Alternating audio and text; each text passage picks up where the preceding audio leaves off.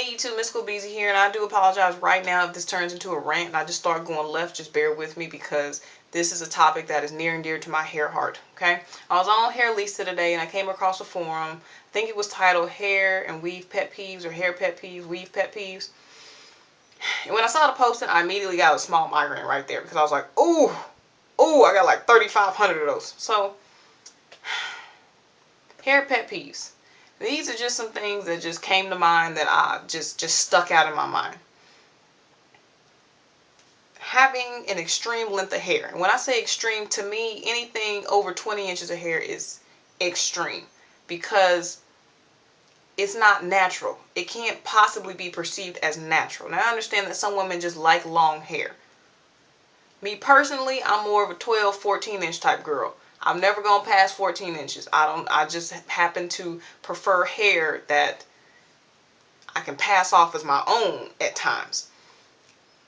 What in the world possesses you to go to the hair store and say, Ming, can I get that 32 inches of Duvessa? And all Mingo says, oh, it cute, it's a pretty and long, it's a cute, it work with your hair, look, it match, it cool. Ming gonna say anything to get you to borrow some hair. Now, 32 inches of hair, anything over 28 inches of hair, I'm looking at you like, seriously? Now, I understand some hair comes curly, and if you straighten it out, it's longer.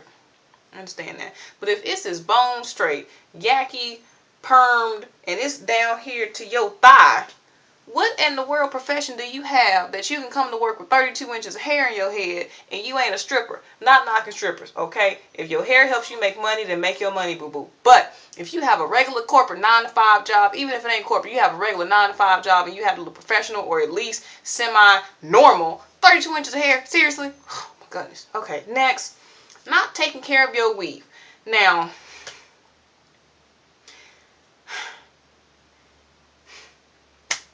I don't even know how to approach this one.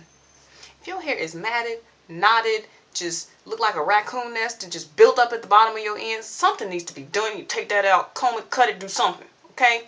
If this starts matting, best believe I'm going to cut this crap off. I'm going to first figure out how I let it get that way. I'm going to hit myself for letting it even get that way, and then I'm going to cut it, comb it, do whatever it takes to get it back looking semi-normal.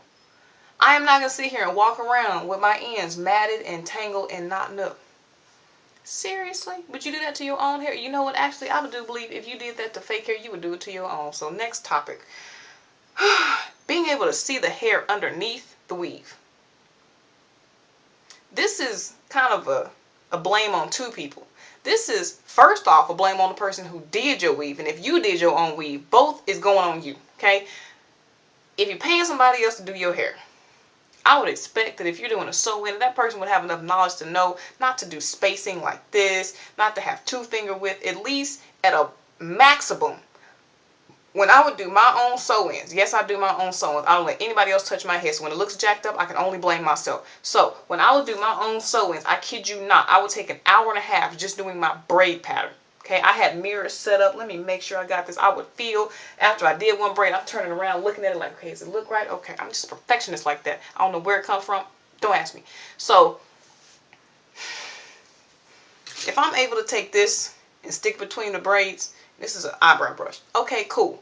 If I'm able to take this and it fits between the braids, this is a foundation brush. If I'm able to take my blush brush handle and put it between my braids and it sits there comfortably, I need to take that daggum thing out of my head. Now, I understand that some people just braid it. I don't care how. I'm gonna put hair over it. The second you go to move your head and do your soul glow turn, and I can see your tracks. I can see your new growth, your natural hair color, the braid, the weft, the net. Really? Really? You need to reevaluate who did your hair, and if you did it yourself, you need to reevaluate yourself. Go get a mannequin and practice. Okay? It's just braiding and sewing. I understand that not everybody's the best braider because you're not going to see the braids because it's covered up with the hair, but at least have a concept of spacing. Okay? Have a concept of if I have black hair or darker hair and the weave is going to be black, I'm not going to use brown thread. brown thread, and vice versa. If I'm going to get brown hair and my hair is brown, I'm going to want brown thread, not black thread. You'd be surprised how many people don't match the thread to the hair. It's not hard, brown or black. One of the two.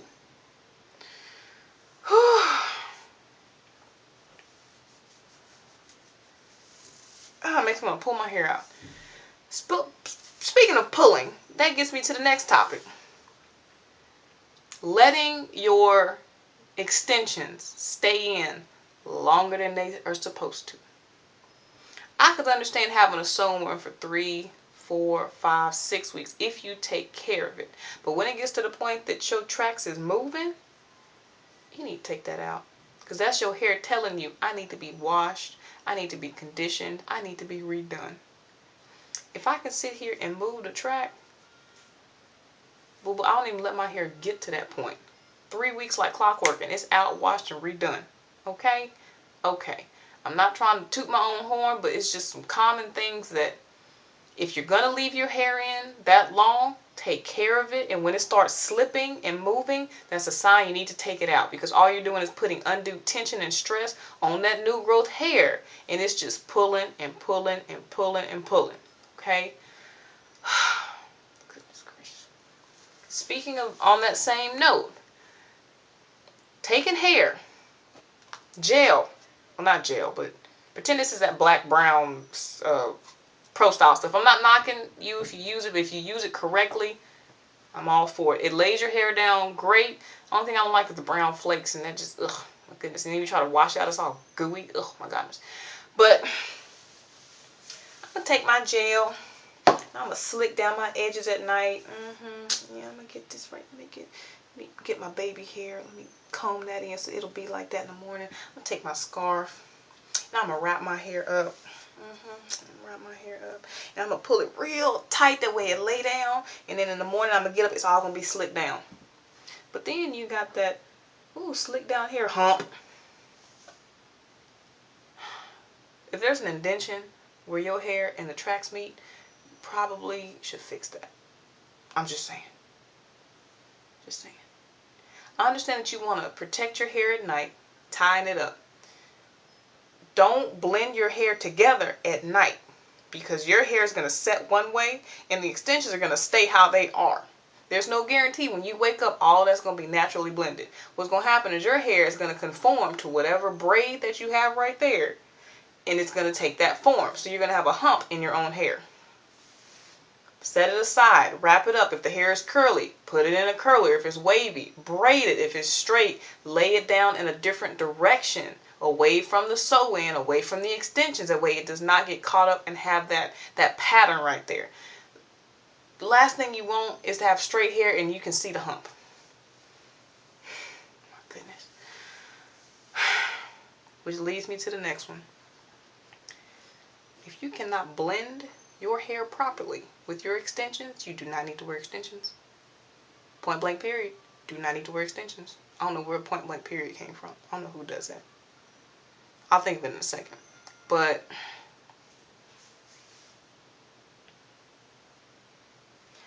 I'm black, obviously.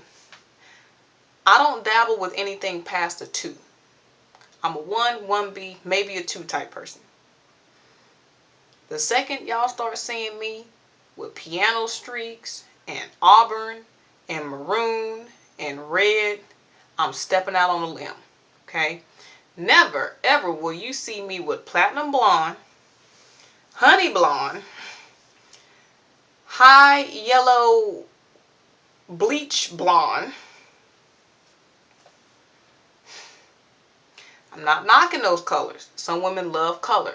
I'm all for it. You like color? I don't. I respect that you like color. But wear it tastefully. Please wear it tastefully. Don't wear it tastefully because you were at the hair store and you said, Ming, let me get that blonde right there. And Ming brought down the pack and said, oh, it cute. Look. It's so cute. You look like you cute right there. You put the blonde. It's cute. It be hot. It hot. Ming gonna tell you once again whatever she can. They sell you some hair in the back of her head. She like, this dumb negra right here. If it's with this blonde hair in her head, how much is it? Yeah, it cute. Look, it blend, and you can put it right there. I don't know why my nose is itching. I'm not digging in my nose. Just think something got up in my nose, some particles or something. But if it complements your skin tone, go for it. Okay, if you like blonde and it works for you, you've been doing it for a while, you tried it out and it works, keep doing it. But if you Wesley Snipes black, I'm not knocking my dark skinned girls, but if you are Wesley Snipes black and you trying to rock some blonde streaks or blonde hair period,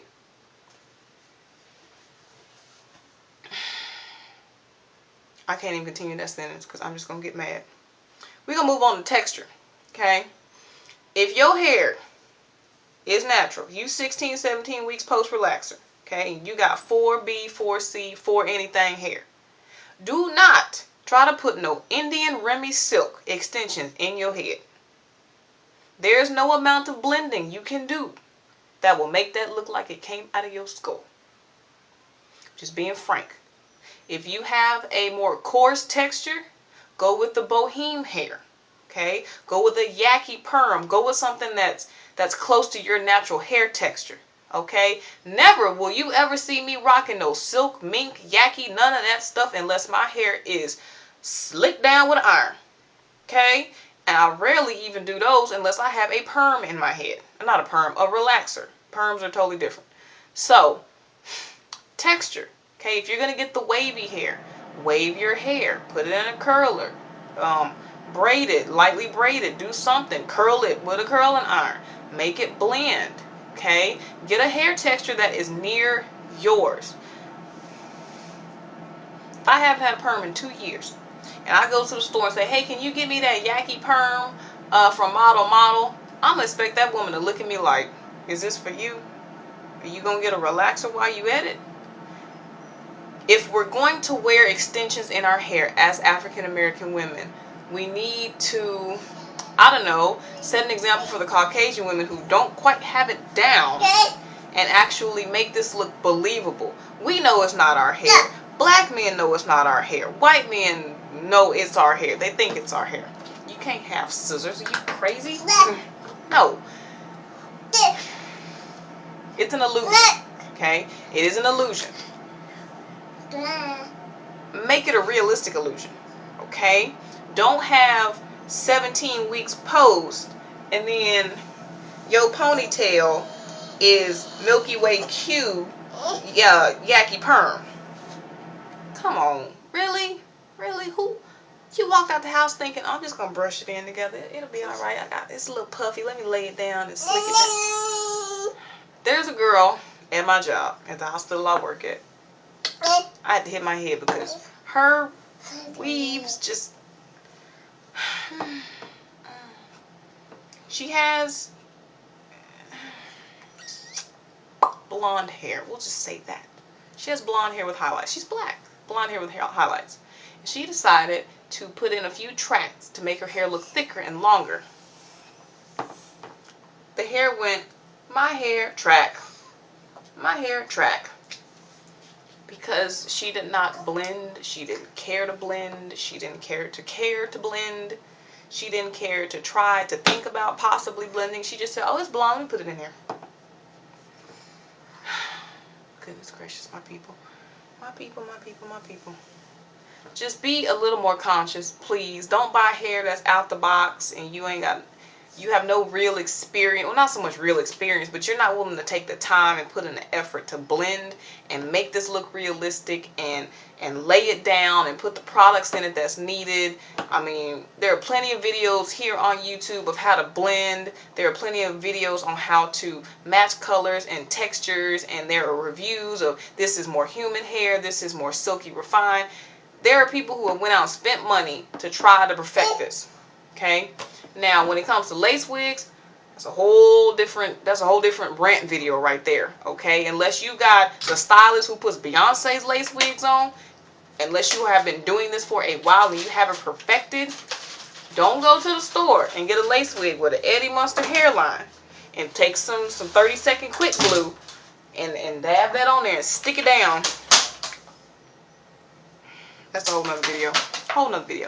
But thanks for watching. I'm sorry if I got off topic. I was just trying to get everything out and be as realistic as possible. But just sometimes, goodness gracious, just sometimes I go left because I get so mad. And these twists is about to get on my daggum nerves. I'm about to put these up in a bun or something and go to sleep. But thanks for watching. See y'all next time. I can't even do a proper outro. See y'all.